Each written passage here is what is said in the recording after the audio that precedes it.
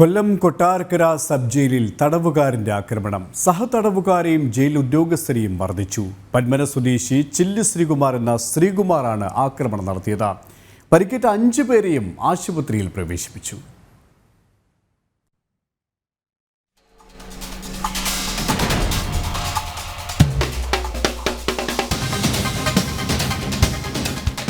ഇന്നലെ വൈകിട്ടാണ് ശ്രീകുമാർ ജയിലിനുള്ളിൽ ആക്രമണം നടത്തിയത്. സഹതടവുകാരനായ രാജീവിനെ ഇയാൾ 2 ദിവസം മുൻപ് മർദ്ദിച്ചു. പരാതിയെ തുടർന്ന് മറ്റൊരു സെല്ലിലേക്ക് മാറ്റിയപ്പോൾ അവിടെയും ആക്രമണം തുടർന്നു.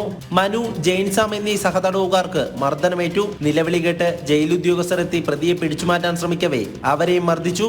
അസിസ്റ്റന്റ് പ്രിസൺ ഓഫീസർമാരായ ധനേഷ് കുമാർ, രാമചന്ദ്രൻ എന്നിവർ പരിക്കുകളോടെ കൊട്ടാരക്കര താലൂക്ക് ആശുപത്രിയിൽ ചികിത്സ തേടി. തുടർന്ന് ശ്രീകുമാർ ശരീരത്തിൽ സ്വയം കുപ്പിച്ചില്ലുകൊണ്ട് മുറിവേൽപ്പിച്ചതായും ജയിൽ അധികൃതർ വ്യക്തമാക്കി. 20ഓളം കേസിലെ പ്രതിയാണ് ശ്രീകുമാർ. കൊലപാതക കേസിലെ ശിക്ഷ കഴിഞ്ഞിറങ്ങിയതിനു പിന്നാലെ മോഷണ കേസിലാണ് വീണ്ടും റിമാൻഡിലായത്. ഹരിപ്പാട് കോടതിയിൽ ഹാജരാക്കാൻ കൊണ്ടുപോയ സമയത്തും പ്രതി അക്രമാസക്തനായതായി പരാതിയുണ്ട്. ജയിലിലെ ആക്രമണം സംബന്ധിച്ച് DGPക്കും കോടതിയിലും ജയിലധികൃതർ റിപ്പോർട്ട് നൽകി. ജയിലിനുള്ളിൽ ആക്രമണം നടത്തിയതിനും ജീവനക്കാരുടെ ഡ്യൂട്ടി തടസ്സപ്പെടുത്തിയതിനും പ്രതിക്കെതിരെ പോലീസിൽ പരാതി നൽകിയതായും അധികൃതർ അറിയിച്ചു. ജനം, കൊല്ലം.